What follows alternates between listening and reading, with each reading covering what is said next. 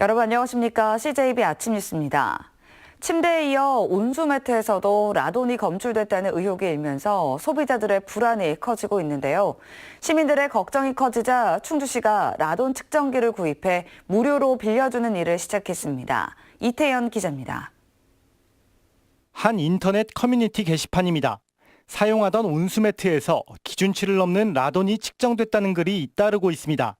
지목된 온수매트는 충주에 있는 업체 제품으로 업체는 지난달 라돈 측정표까지 공개하며 문제가 없다고 밝혔습니다. 하지만 계속되는 소비자들의 불만에 원자력 안전위가 직접 조사에 착수했습니다.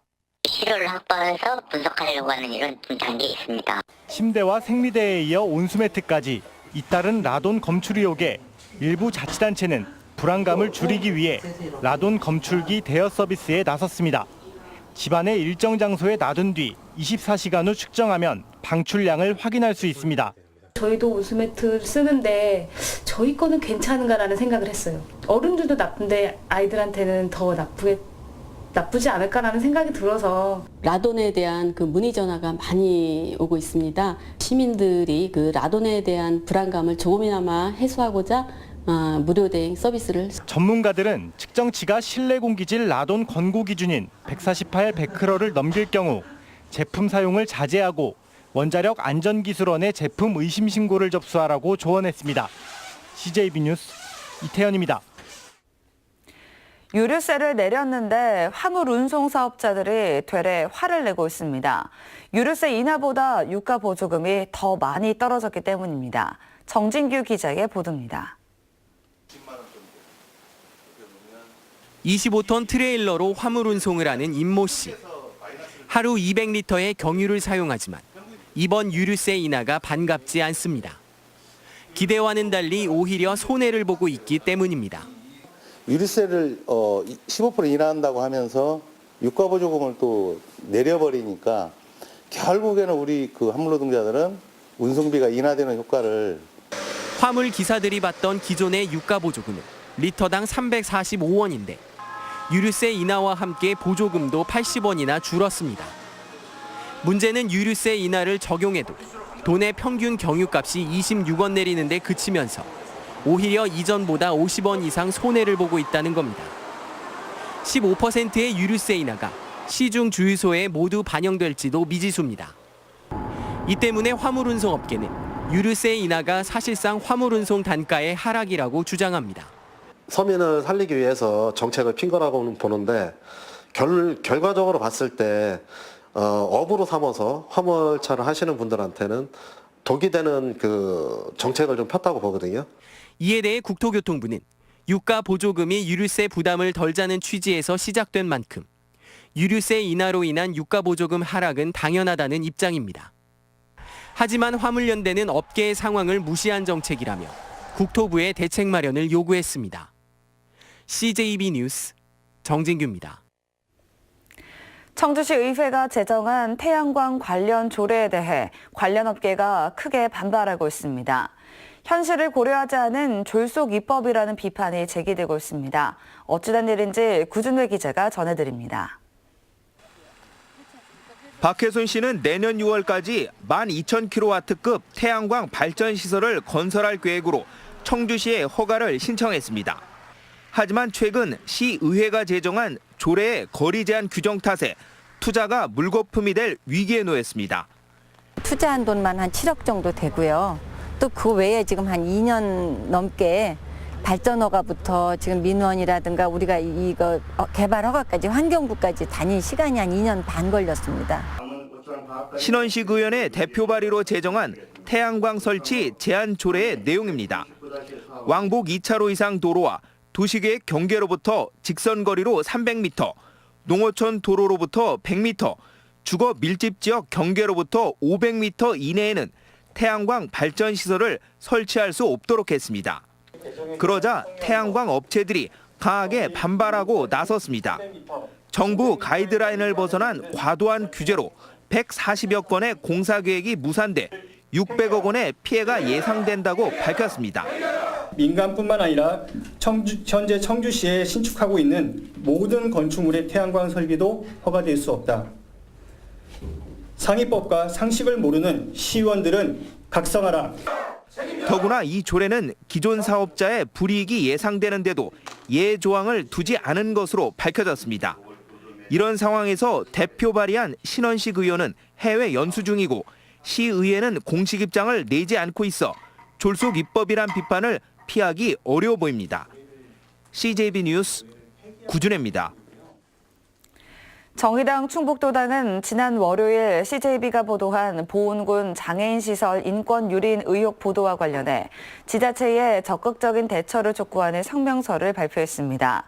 정의당 충북도당은 충북도와 보은군은 시설 운영진에 대한 철저한 조사를 통해 고발, 시설 폐쇄 등 강력한 후속 조치를 해야 하며 도내 장애인 시설들에 대한 전면적인 전수조사를 통해 인권 유린 실태를 철저히 감시할 것을 촉구했습니다. 유성기업 노조 파괴 중단 충북 공동행동은 현대자동차 충북본부 앞에서 기자회견을 열고 현대자동차의 처벌을 촉구했습니다. 공동행동은 현대자동차가 유성기업의 노조 파괴를 지휘 감독했는데도 법원이 1년 이상 공판을 미루는 등 현대차에 사실상 면죄부를 줬다며 엄중히 처벌할 것을 요구했습니다. KTX 세종역 신설 논란을 주제로 방송한 CJB 긴급 토론에서 충북과 세종은 타협점을 찾기 힘든 시각 차이를 보였습니다. 처음으로 한 자리에서 시시비비를 따져본 토론회의 주요 내용을 박수범 프로듀서가 정리했습니다. 세종역 신설은 지역이기주의다. 아니다. 세종시뿐만 아니라 국민 전체를 위해 필요하다. 시작부터 팽팽한 기싸움이 벌어졌습니다. 다분히 행정구역상으로 고속철도역이 세종시 없다 해가지고 고속철도가 필요하다. 이런 논리와 주장을 피는 것은 지극히 지역 이기주의다.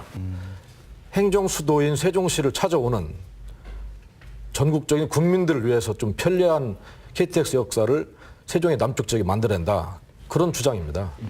현재 검토되고 있는 세종역 위치에 대한 문제도 제기됐습니다. 근접성에 있어서 오송역과 별반 차이가 없다는 것입니다. 불과 2분밖에 차이가 안 나요. 왜냐하면 세종역이 정부 세종청사를 관통해서 지하로 가는 것도 아니고 근접해서 가는 것도 아닙니다. 정부 세종청사에서 남쪽으로 한 6, 7km 떨어져 가지고 여기 검토되는 거거든요. 고속철도의 기능에 대한 논쟁도 치열했습니다. 운전 서비스를 받겠다 하는 것은 지금 고속철도의 어떤 그 이상, 기능, 역할에 대한 것은 확대 해석한 것이라고 이제 보고요. 고속철의 이용 시간하고 내부에서 오송역에서 업무를 보러 가는 시간, 그리고 비단 시간만의 문제가 아니라 비용 면에서도 지금 고속철보다 더 비용이 나가다 보니까 오송역의 위상과 역할에 대해서도 커다란 의견 차이를 보였습니다. 오송역은 그 당초부터 선정 과정서부터 관문역으로서의 어떤 위상을 갖고 출발했다. 사실 오송역 2005년도 결정될 때 잘못된 결정이었습니다. 이게 정부 원하는 천안에서 바로 세종과 공주 사이에 그쪽에 역을 만들고 다시 익산으로 뺀다는 그런 원안이었습니다. 세종역 신설을 둘러싼 양측 간 토론회는 뚜렷한 입장차를 보였지만 처음으로 대화 테이블에 마주 앉았다는데 우선 의미를 찾을 수 있을 것으로 보입니다. CJB 뉴스 박수범입니다. 국회 예산결산특별위 박덕흠 의원이 KTX 세종역 신설 논란과 강호쭉 개발을 위한 정부 지원 문제를 놓고 대정부 압박을 이어갔습니다. 박덕흠 의원은 예결위 종합정책질의에서 KTX 세종역 신설 논란에 대해 정부가 정확한 입장을 밝혀야 한다고 이낙연 국무총리를 강하게 몰아붙였습니다.